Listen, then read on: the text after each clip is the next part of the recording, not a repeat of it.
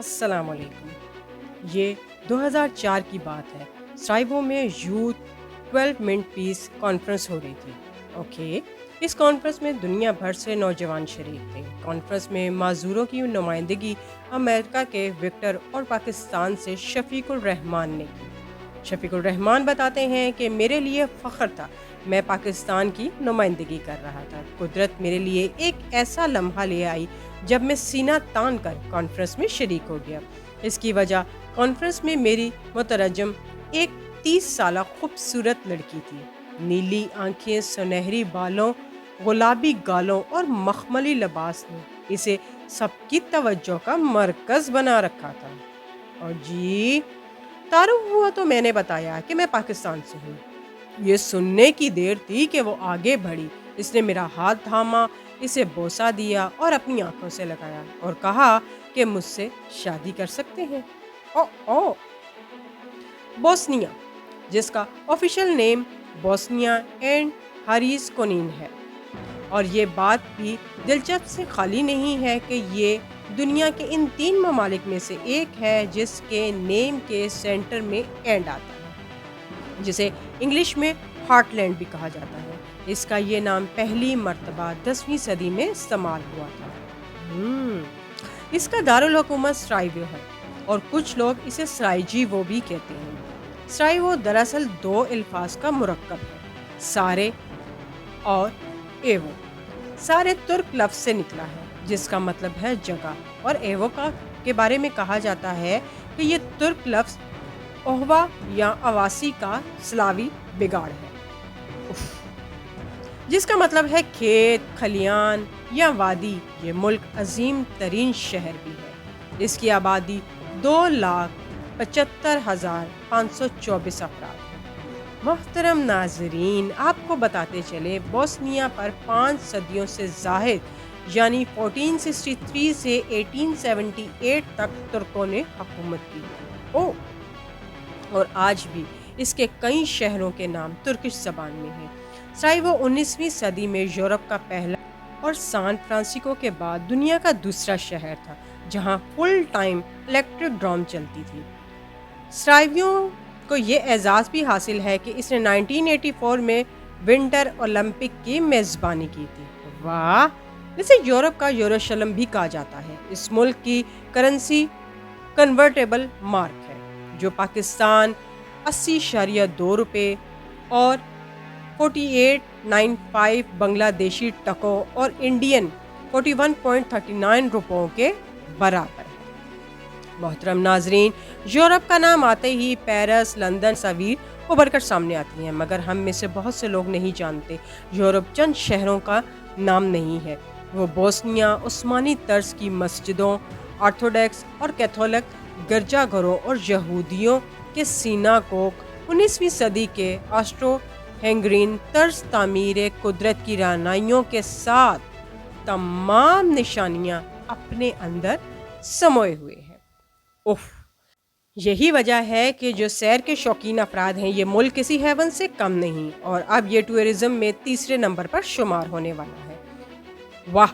Bosnia میں ہر سال 7 لاکھ سے زائد سیاح سفر کرتے ہیں۔ اس کے ملکی سرحدیں ان ممالک کے ساتھ لگتی ہیں۔ اس کے شمال میں صرف 20 کلومیٹر پر اوڈیاٹیکس منظر کا ساحل لگتا ہے۔ اس کے 953 کلومیٹر بارڈر شمال، جنوب اور مغرب میں کروشیا کے ساتھ، 242 کلومیٹر سرحد جنوب مشرق میں مونٹی نیگرو کے ساتھ، اور 345 کلومیٹر بارڈر مشرق میں سربیا کے ساتھ لگتا ہے۔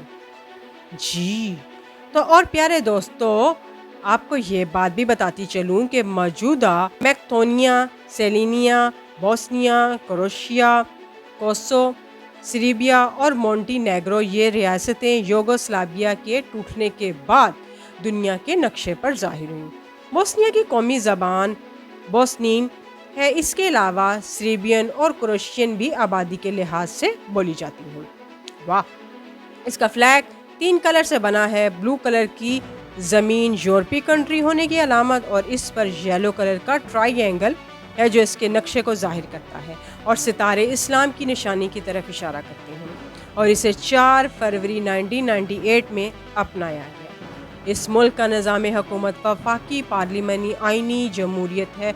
मुल्क का सरबराह चेयरमैन ऑफ प्रेसिडेंसी कहलाता है और मौजूदा सरबराह मल्ला ड्योडी है और वज़ीर आज़म डेनिस रिजवाज है। ओके, इसका सालाना GDP 44.83 बिलियन डॉलर है और GDP ग्रोथ रेट 3% है। बोस्निया कारोबारी आज़ादी में 12वें, प्रॉपर्टी रेट्स में 107 और टेक्नोलॉजी में 86 में, करप्शन में फ्री ममालिक में 81 में, शख्सी आज़ादी में 91 नंबर पर शुमार होता है। मुल्क की अक्सरियत का मज़हब इस्लाम है जो मुल्क की 52% आबादी का मज़हब है। 30% ऑर्थोडॉक्स, 15% कैथोलिक और 3% दीगर मज़ाहिब के मानने वाले हैं। यहाँ फीकस आमदनी $14,219 है जो पाकिस्तानी 30,22,160 रुपयों के बराबर है और इंडियन में 15,59,140 रुपयों के बराबर है और बांग्लादेशी 18,44,240 टका के बराबर है। और ये इंसानी तरक्की के लिहाज से 77 नंबर पर आता है। सराइवो, ये शहर डेंजक एल्पिक्स पहाड़ी सिलसिले से घिरा हुआ है। सुर्ख छतों, सफ़ेद दीवारों, मीनारों, किलों, हवेलियों के हवाले से ये जाना जाता है। उस्मानी तर्ज बाजार में चलते हुए जहाँ कबाब सेके जा रहे होते हैं, गोश्त की खुशबुएं फैली होती हैं, लोग बड़े बड़े शॉपिंग मराकज़ होने के बावजूद रवायती बाज़ारों का रुख करना पसंद करते हैं। ओ क्यों जी? चलो दोस्तों, अहबाब सियाहों के साथ टी हाउसेस में आराम करते हैं और हुक्का पीते हैं और मुल्क 5.25 बिलियन डॉलर की अशिया एक्सपोर्ट करता है और 9.55 बिलियन डॉलर्स की अशिया इंपोर्ट करता है। इसकी बरामदात में मेटल, टेक्सटाइल और लकड़ी की मज़ूआत का अहम रोल है। अगर आप कंप्यूटर इस्तेमाल करते हैं तो आप सॉफ्टवेयर इरफान व्यू के बारे में जानते होंगे। वो बेसनीन इरफान स्किल जान ने बनाया है। इस मुल्क का कुल रकबा 19751 स्क्वायर किलोमीटर यानी 19768 मुरब्बा मील है। इसकी कुल सरहद की लंबाई 1543 किलोमीटर है और रकबे के एतबार से ये दुनिया का 129वां बड़ा मुल्क है। मुल्क का 42% रकबा काबिल काश्त है, 42.8% पर जंगलात हैं। ओह, और पता क्या, यहाँ की लड़कियाँ 27 साल की उम्र में शादी करती हैं। मुसलमान शादी के लिए मसाजिद में और ईसाई चर्च में जाते हैं। बाकी की शादी की रस्मात शादी हॉल में अदा की जाती हैं। वाह! मुल्क की आबादी जुलाई 2018 के एक अंदाजे के मुताबिक 38,49,891 अफराद है। इसकी फी किलोमीटर पर 75 अफराद आबाद हैं। आज की यहाँ की औसत उम्र 70.1 साल है। ओके, मुल्क में लैंडलाइन और मोबाइल यूजर की तादाद 34,80,800 है और 27,80,500 अफराद इंटरनेट का इस्तेमाल करते हैं। सराइवो की सकाफत में कब्रिस्तान एक अहम किरदार अदा करता है। लोग वहाँ पिकनिक करते हैं। यहाँ के लोगों का कहना है कि ये भी तो जिंदगी का एक हिस्सा है, तो फिर इससे दूर भागना कैसा? वाजी, वैसे ये तो बिल्कुल ठीक बात है ना? आपका क्या ख्याल है?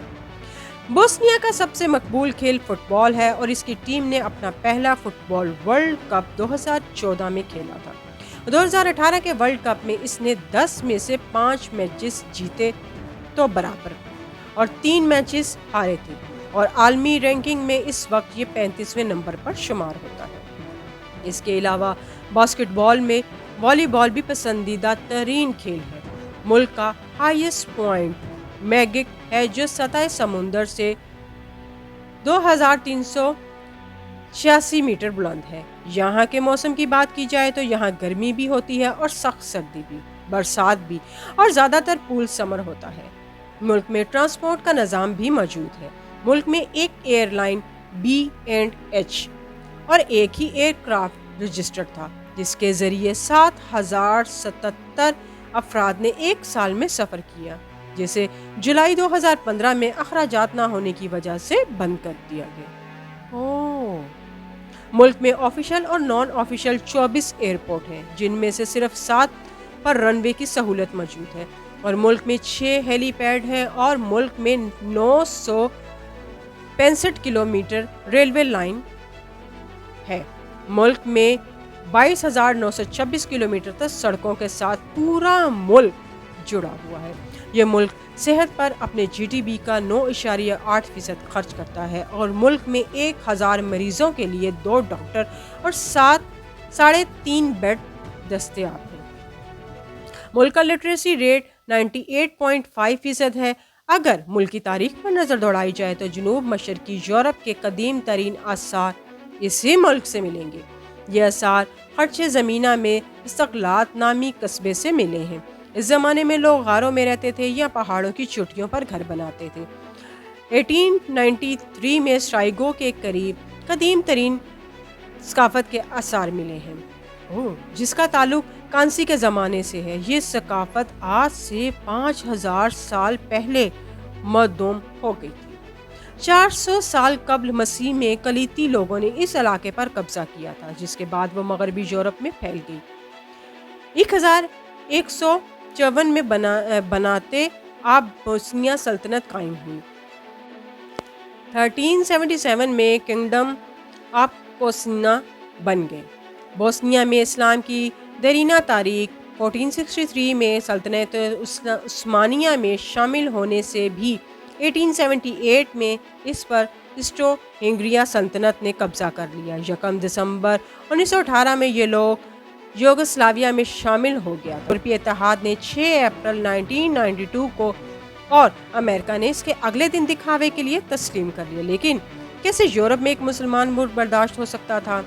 محترم ناظرین، اب میں آپ کو بتاتی ہوں کہ پاکستان کے واقعے کی طرف اس غیر متوقع حرکت پر پاکستانی بڑا حیران ہوا، اور اس کی حیرت کو دیکھ کر بولی، کاش ہماری نسلوں میں پاکستانی پیدا ہونا شروع ہو جائیں۔ یہ جملہ سننے کے بعد پاکستانی مزید حیرت میں آئی۔ اس نے خود کو سنبھالتے ہوئے سے شادی کرنے کی خواہش کے بارے میں پوچھا۔ ایسا کیوں کرنا چاہتی ہیں؟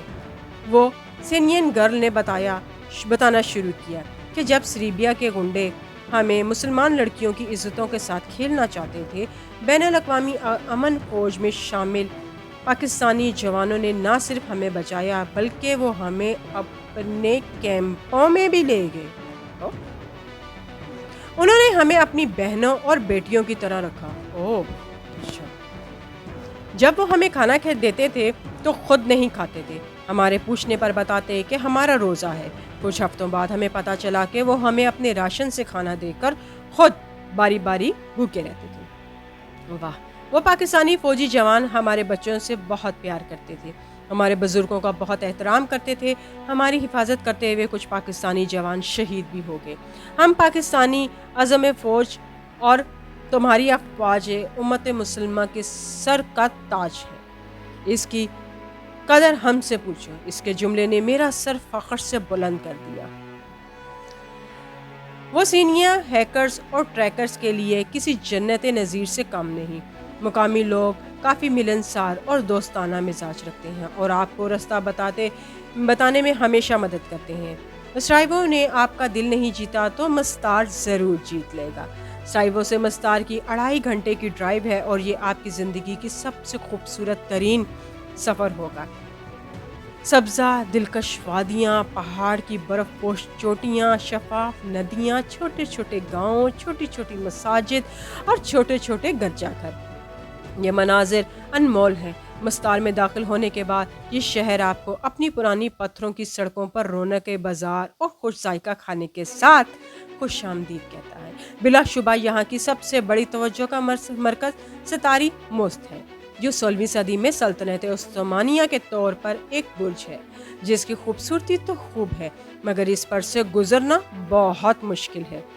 برج بھی کہا جاتا ہے۔ اس کی تعمیر کے 427 برسوں بعد بوسنیائی نے جنگ کے دوران تباہ کر دیا تھا، اور یہ یونیسکو ورلڈ ہیریٹیج سائٹ کا حصہ ہے۔ اس کے علاوہ ट्राविज आबशार एक देखने लायक मुकाम रखती है। बोस्निया पाकिस्तान से 4 घंटे, इंडिया से 4.5 घंटे और बांग्लादेश से 5 घंटे पीछे है।